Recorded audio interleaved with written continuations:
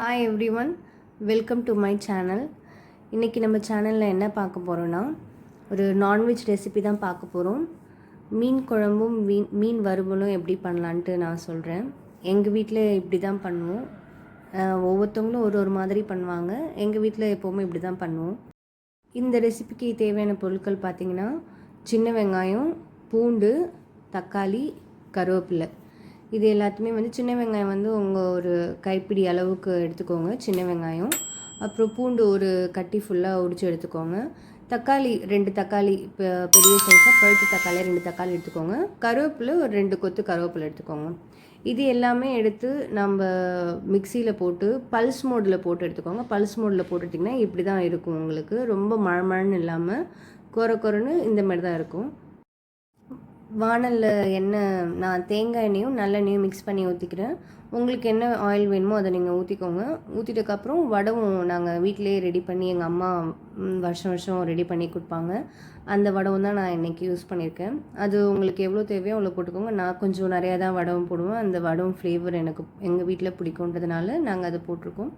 So ஒரு கொஞ்சமாக வடவும் போட்டுட்டு, நான் அரைச்சி பல்ஸ் மோடில் போட்டு வச்சுருக்கோம்ல வெங்காயம் தக்காளியெல்லாம், அது எடுத்து போட்டு நல்லா மிக்ஸ் பண்ணிக்கிட்டே இருங்க. நல்லா வதக்குங்க. நல்லா வதக்க உங்களுக்கு அந்த தண்ணியெல்லாம் இல்லாமல் நல்ல ஒரு ட்ரை ஆகி எண்ணெய்லாம் பிரிஞ்சு வரும். அந்த சமயத்தில் கொஞ்சம் ஒரு அரை ஸ்பூன் அளவுக்கு மஞ்சத்தூளும் 1.5 ஸ்பூன் அளவுக்கு மிளகாத்தூள், வீட்டிலே ரெடி பண்ண மிளகாத்தூள் இருக்குல்ல, அது மட்டும் போட்டுக்கோங்க. இது ரெண்டையும் போட்டு ஒரு 2 வதக்கிட்டு, அந்த மிக்ஸி ஜாரில் நம்ம வெங்காயம் தக்காளிலாம் அரைச்சி வச்சுருந்தோம்ல, அதில் தண்ணி ஊற்றி, அது கொஞ்சம் தண்ணி ஊற்றிருக்கேன். அந்த ப்ளெயின் வாட்டர் ஊற்றிட்டக்கப்புறம் கொஞ்சம் மூடி போட்டு ஒரு 2 நிமிஷம் கொதிக்கட்டும், அப்படியே விடுங்க. அது கொதிச்சிட்டக்கப்புறம் புளி ஊற வச்சுருந்தேன். அந்த புளியை கரைச்சி ஃபில்ட்ரு பண்ணி ஊற்றிக்கோங்க.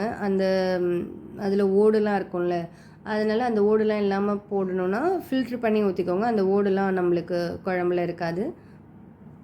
தண்ணி ஊற்றிட்டக்கப்புறம் மூடி போட்டு வச்சுருங்க. அப்படியே ஒரு 15 மினிட்ஸ் விட்டுருங்க. அதை நல்லா கொதிக்கும். மூடியெல்லாம் ஓப்பன் பண்ணாமல் அப்படியே 15 மினிட்ஸ் வச்சுட்டு இருந்திங்கன்னா அது நல்லா கொதிச்சிட்ருக்கும்.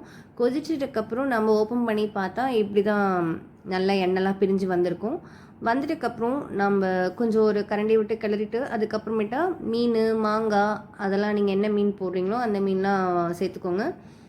மோஸ்ட்லி இந்த மிக்ஸ்டு மீனாக இருக்கும்ல, எல்லா மீனும் கலந்து போடுவாங்கள்ல, அந்த மாதிரி நீங்கள் கலந்து மீன் குழம்பு போட்டு வச்சிங்கன்னா ரொம்ப நல்லாயிருக்கும்.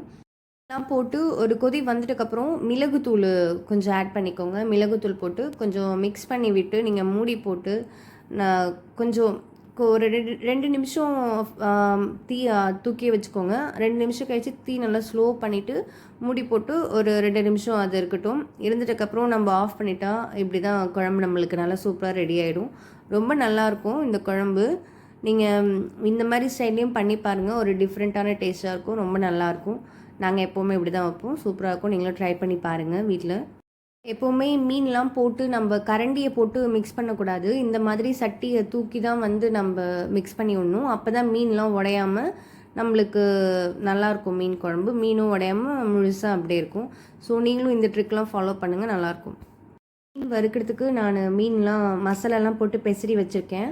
இதில் என்னென்ன மசாலா போட்டிருக்கேன்னா, நம்ம வீட்டில் ரெடி பண்ணுவோம்ல குழம்பு மிளகாத்தூள், அந்த குழம்பு மிளகாத்தூள், அப்புறம் கொஞ்சம் மஞ்சத்தூள், உப்பு, ஒரு 1/2 லெமனு, தக்காளி, கருவேப்பிலை, இஞ்சி பூண்டு சாந்து, அதெல்லாம் தான் போட்டு நான் நல்லா பெசரி ஒரு 1/2 hour அப்படியே வச்சுட்டேன்.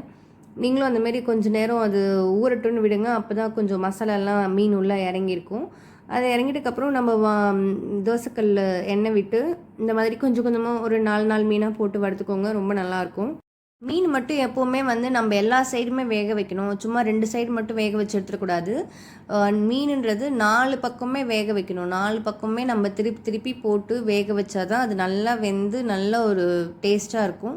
ஸோ நீங்களும் நான் வீடியோவில் நான் கவர் பண்ணியிருக்கேன் எப்படி எல்லா பக்கமும் திருப்பி விட்டு வேக வைக்கலான்ட்டு.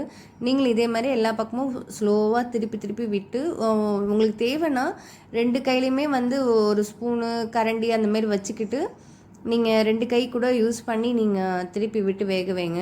மீன் நல்லா வறுபட்டு நல்லாயிருக்கும்.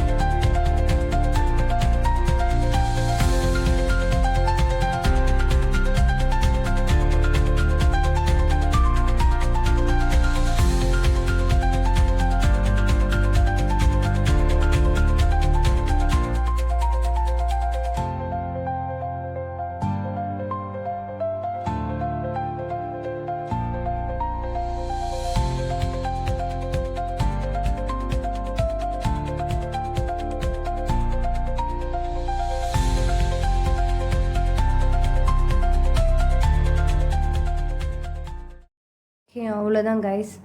நம்ம மீன் ஃப்ரை நல்லா சூப்பராக ரெடி ஆகிடுச்சு. ரொம்ப நல்லா டேஸ்ட்டாக இருக்கும். நீங்களும் இந்த மாதிரி ட்ரை பண்ணி வறுத்து பாருங்கள்.